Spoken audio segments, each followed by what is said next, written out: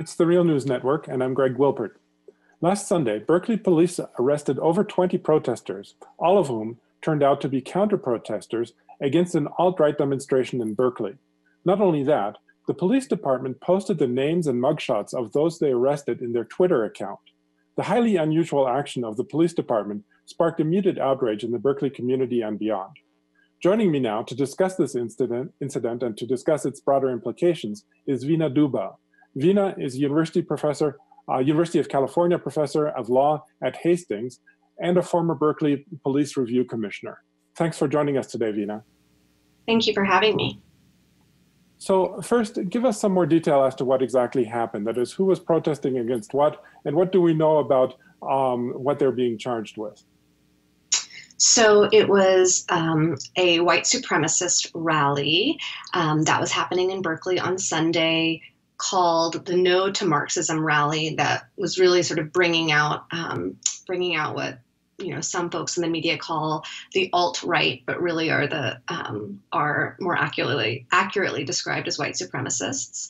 And then there were a lot of counter demonstrators. I wasn't at the event myself. My recollection is based on media reports, but there were a lot of counter demonstrators. And before the event happened, the Berkeley Police Department put out an alert essentially saying that they were going to crack down at the event, and that if you were carrying a weapon, that you would be arrested. The problem was that in the small print, the way that they defined what a weapon was essentially anything that could be used to incite a riot, which is an incredibly subjective definition of what a weapon is. You could say a pen might be used to incite a riot. You could say a mask might be used to incite a riot. It wasn't the traditional definition of weapon. They ended up arresting, I think, about 20 people, at least on the counter-protester side of things, the people who had come to stand up against the white supremacists. I'm not sure if anyone was arrested on the alt-right side, but we do know exactly who was arrested on the counter-protester side, because that evening the Berkeley Police Department posted one by one the individual names, mugshots, ages, and locations, cities of the folks who had been arrested that were there to protest against the No to Marxism rally. And this was troubling when I saw this for a number of reasons. One, because it was not viewpoint neutral. This is not something that the Berkeley Police Department typically does. They don't tweet out the names, addresses, alleged criminal acts, ages, mugshots of people who are arrested in the city of Berkeley. So it was strange, and they only did it for the folks who were arrested who had been part of the counter protest. It's also troubling because we don't know, these people have not been convicted. I'm not even sure that all of them were officially charged by the prosecutor, and so it's sort of, although it's public information, the way in which it was disseminated made it much easier to target them if people wanted to target them. And so it put the second thing that was really problematic is that, the role of a police department is public safety. And I'm not sure that they were achieving that by outing these people, by publicly shaming them. Again, wasn't viewpoint neutral, and it didn't seem to be about public safety. It seemed to be about public shaming. And that was troubling to many of us. So Veena, did the police department give any kind of explanation as to why they did this? I mean, it sounds very highly unusual. And what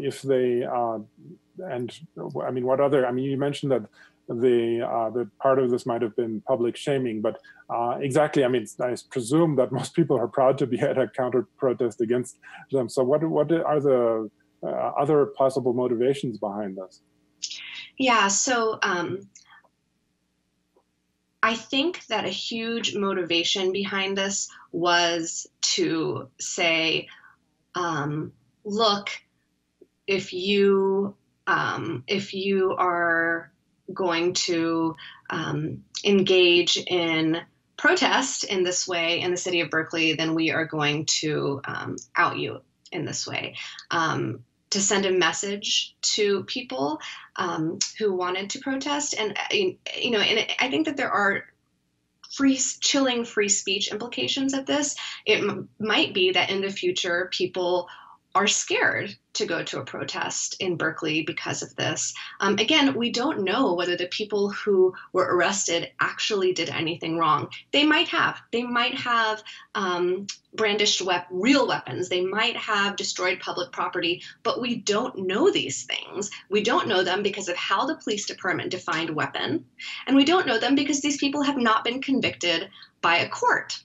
And so I think that the implication here is that there's a larger chilling effect on free speech. There is a message being sent, or at least that I received, that the Berkeley Police Department, whoever has their Twitter account, whoever's in charge of their Twitter account, is more supportive of the people who were holding the rally, the alt-right, than the people who were there to protest the rally. And since I, as you know, I was quoted in the initial article that by The Guardian that talked about this, and since then I have received dozens of hate messages and hate mail on my work mail. And what's interesting is that, many of them are violent messages talking about how the people are going to kill me for this position. But it seems to have really upset people that there could be any critique of a police department taking a stand in a very volatile protest. And so it's troubling. So, some people I saw have suggested also that perhaps there's some kind of cooperation going on, not just between the police department in Berkeley, but police departments across the country and perhaps some far right-wing groups. Do we have any evidence of this? Of course, there could be, one could say perhaps legitimately that there is some implicit or tacit cooperation, but do we know, what do we know about the kinds of connections that exist between police and far-right groups? I have no evidence of this in Berkeley, but certainly in the last few days in Portland, and given what happened in Berkeley with the Twitter feed, there are concerns. There are real concerns that the police forces are taking sides and viewpoint sides in these protests. And this is not something that I think the state can be neutral about. If there are people that are spewing violent racist hate, then at the very least, state officials should be protecting those who are coming to protest that. Traditionally, historically, yes, there have been deep ties, connections between some police departments, fringe members within police departments, and far-right, fascist, racist groups. That's an old story in the United States. Whether that's the case here, I don't know. Okay. Well, we'll continue to follow this. I was speaking to Veena Dubal, University of California law professor at Hastings. Thanks again, Veena, for having joined us today. Thank you. And thank you for joining the Real News Network.